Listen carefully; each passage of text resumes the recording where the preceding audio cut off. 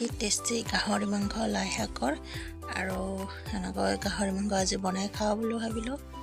তো এইফালে আহকচোন মানে লাই শাক মই বোলো ছিঙিবলৈ যাওঁ আৰু ৰ'দো দিছে আজি কাপোৰবিলাক শুকালে ধুনীয়া আৰু বতৰৰ মহিমা ধৰিব নোৱাৰি না সেইকাৰণে এতিয়া দেখিছে ৰ'দ দিছে কাৰণে কাপোৰবিলাক ধুনীয়াকৈ মই মেলিও দিছোঁ। তাৰপিছতে ভাবিলোঁ দুপৰীয়া সাজৰ কাৰণে বোলে যাওঁ লাই শাক ঘৰতে লগাইছোঁ দেখিছেনে এয়া ধুনীয়া লাই শাক হৈছে আৰু মানে বেঙেনা লাই শাক অলপ মানে ঘৰতে অকণমান ভাল লাগে এনেকৈ হ'লে আৰু তাতে দেখিছে ডাঙৰ লাই শাকৰ পাতকেইটা অকণমান ছিঙি লওঁ এয়া তাৰপিছত লগত আলু দিছোঁ দেখিছেনে আলু ৰোৱা গৈছে আৰু সৰু গিলা লাগছে পালেং শাকৰ মানে কুটি দিছিলোঁ এটা গজিছে অলপ তাৰপিছত লাই শাকৰ পাতকেইটা ধুনীয়া মানে ডাঙৰ হৈছে। তো আজি পূৰা লাই শাক গাহৰি মাংস লগত পূৰা দমাই দিব লাগিব খাব লাগিব দেই আৰু এইকাৰণে ছিঙিলোঁ এয়া বিলাহী লাগিছে দেখিছেনে লাগিব আৰু বিলাহী তো ঘৰৰ মানে যিকোনো বস্তু হ'লে অলপ হ'লেও মানে ভাল লাগে আৰু মনটো মানে ঘৰৰে বস্তু ছিঙি কিনে খাব পাৰিলে বহুত ভাল লাগে। ফুলিছে মানে বিলাহী ফুলিছে তাত লাই শাকৰ মানে পাতকেইটা খোৱাই ভাল পিছত আকৌ পোকে হেৰি কৰিব এয়া ছিঙিলোঁ এইকেইটা ছিঙি মেলি ভালকৈ মানে এইফালে ধুই ল'লোঁ আৰু এইফালে বহাইছে মাংস অলপ সেই আধা কিলো আছে। তো মানুহ আমি তিনিজনে সেইকাৰণে মাংসৰ পৰিমাণ কম আছে তাতে এনেকৈ মাংসখিনি তেনেকৈ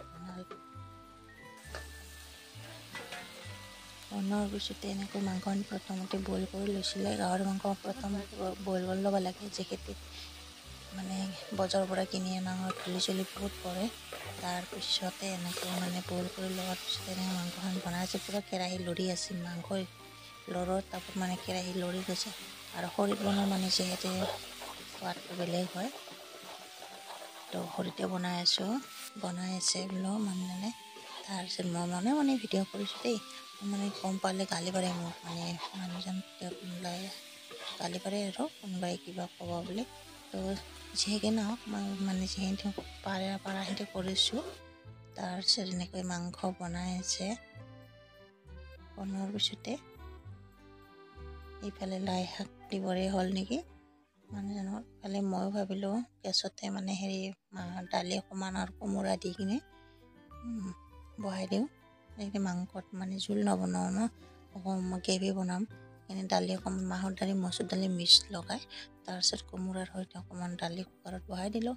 তাৰপিছত এইফালে মাংসটো পানী দি দিলোঁ অকণমান যিহেতু আলুটো সিজিব লাগিব ন আলু মাংস গাহৰি মাংসত অকণমান হয় সিজিবলৈ সেইকাৰণে পানী অকণমান দি ধুনীয়াকৈ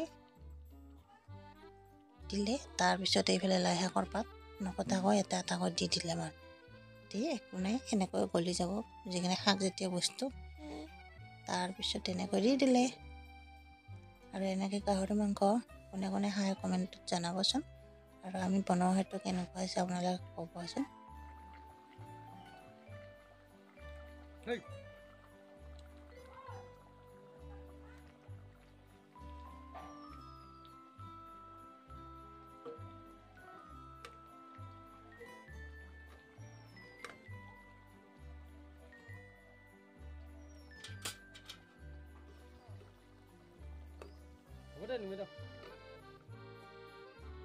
আপোনালোকে মাংসৰ কালাৰ কেনেকুৱা লাগিছে ক'বচোন আৰু কেনেকুৱা লাগিলে ভিডিঅ'টো শেষলৈকে চাই যদি ভাল লাগিলে লাইক এটা কৰি দিব। বাই বাই এতিয়া আমি গাহৰি মাংসৰ সৈতে ভাত খাওঁ বাই বাই দেই সকলোকে।